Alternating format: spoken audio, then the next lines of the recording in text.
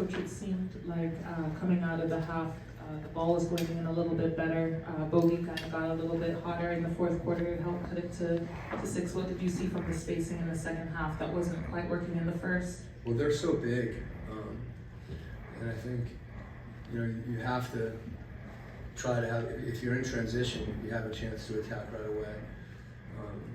But a lot of our, it was DJ and Bogey doing the creating, but it was after we, got some movement, had the ball move, where we were attacking a defense that wasn't set. And I thought, we had some really good possessions where we didn't score, but the possessions did feel different in the second half. We actually started, doing a better job reading their pick and roll coverages as well. When they're Lopez is way back, when Portis is up, and those things are all, growth opportunities. So to get to the point where we were down 5 out of that one time out, in a lot of ways that was big, for us to battle back like that. It's a 5-point game. I thought it would have been easy to capitulate when you're looking at 7 foot, 7'2", 6'9".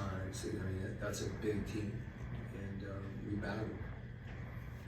Coach, kind of piggybacking off that, Milwaukee being a unique team, because you said basically you pretty much have 3 7-footers out there with Middleton, Giannis, and even Lopez. But when it comes to their ability to space the floor and being that big, just talk about how difficult it is. It's one thing for them to hover around the paint and nuance like that, but to be able to space the floor like they do and be that big, just talk about how difficult that is to do. Yeah, I think, the fact that Lopez can space, it impacts your matchups. If you put a smaller guy on him, now he's taking you right to the rim. It makes it difficult to help on Giannis or on Middleton and a lot of those back down post ups and isolation situations. And for us, even if we don't have size, even when you do help, sometimes they're looking over the top of you. So yeah, they're hard to guard when those guys are in isolation and post up and they have shooting around them. And then where they position their 5. If Lopez is on the top of the floor feeding the post, it makes it real hard for Clint to help. So a lot going on in that regard, and that's why, to be honest with you, I felt like we were right there, and I was pleased that we competed to get to that point.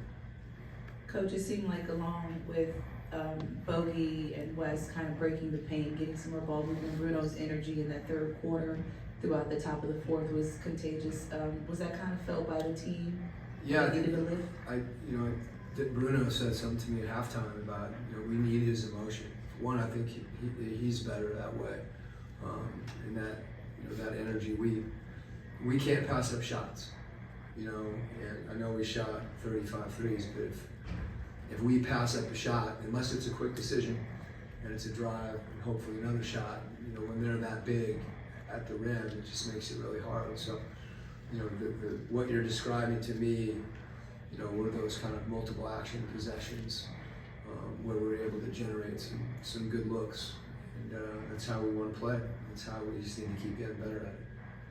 I know defense is a collective, effort, and it seemed like in the first half, Clint was on Giannis. I think Dre was on Brooke, and then and then it kind of switched in the second half. I'm just curious, what do those guys kind of bring defensively that made those better matchups?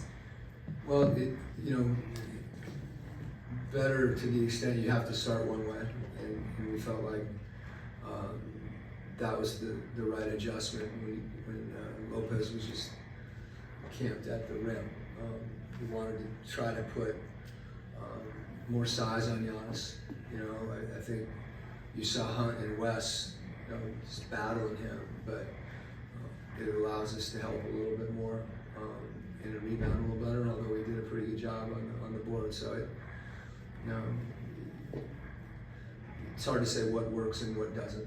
I didn't think we executed as well in the first half, and some of that could have been because we were cross-matched. It's hard to say. It's hard to watch the tape.